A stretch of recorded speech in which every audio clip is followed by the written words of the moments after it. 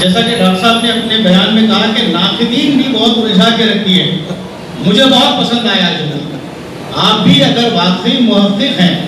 یا پھر آپ کی محققانہ نظر ہے تو آپ جگہ جگہ پائیں گے کہ ناقدین بھی اپنی چلاتے رہے، اور ہم تحقیق و نقد سے نابرد ہونے کی وجہ سے ان کی بیجا تنقیدات کو بھی ہم نے قبول کیا ہے۔ اس لیے میں اس حوالے سے ڈاکٹر صاحب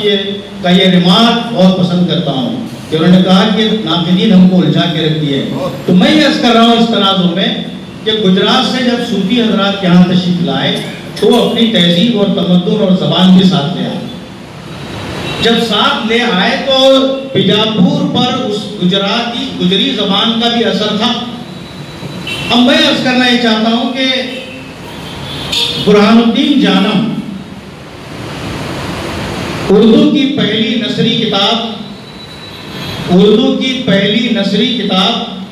کلمۃ الحقائق جو برہان الدین جانم نے لکھی ہے،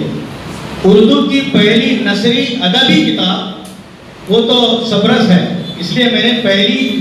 نثری کتاب کہا۔ اردو کی پہلی نثری کتاب کلمۃ الحقائق، جس میں حقائق کے کلمات درج ہیں، تصوف کی بھرمار ہے، سوال جواب کی شکل میں وہ کتاب لکھی گئی ہے، کیونکہ اس زمانے میں سوال جواب کا ہی نظم اور تمدن اور اس طرح سے وہ اسلوب چلتا تھا، تو اس سے وہ مفر نہیں کر سکتے تھے، اس لیے انہوں نے سوال جواب کی شکل میں وہ کتاب لکھی کلمۃ الحقائق۔ اب سوال میرا یہاں یہ قائم ہوتا ہے کہ اب اس کلمۃ الحقائق کو ہم دکنی زبان کے زمرے میں شامل کرتے آ رہے ہیں اب تک، اور دکنی زبان کے حوالے سے سبوں نے قبول بھی کیا ہے، لیکن ایک میرا خیال یہ ہوتا ہے کہ بھئی یہ پوچھا جائے کہ خود برہان الدین جانم نے کلمۃ الحقائق میں اپنی تصنیف میں اس زبان کو لکھا ہے، یوں زبان گجری ہے، یعنی یہ زبان گجری ہے جس میں میں لکھا ہوں، تو اس میں کیا محاکمہ ہو سکتا ہے؟ ہم کیا اس کو گجری کہیں یا پھر اس کو دکنی کہیں؟ ذرا ایک دو حوالوں سے آپ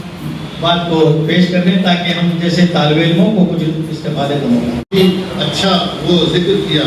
ہمیں، یہ دیکھیے ایک صاحب نہیں تھے اس میں، خوب محمد چشتی صاحب بھی تھے، شاہ علی جیون گندمی صاحب بھی تھے، جواہر اسرار اللہ ان کی کتاب ہے، خوب محمد چشتی صاحب کی کتاب ترنگ ہے، اور انہوں نے اپنے استاد کے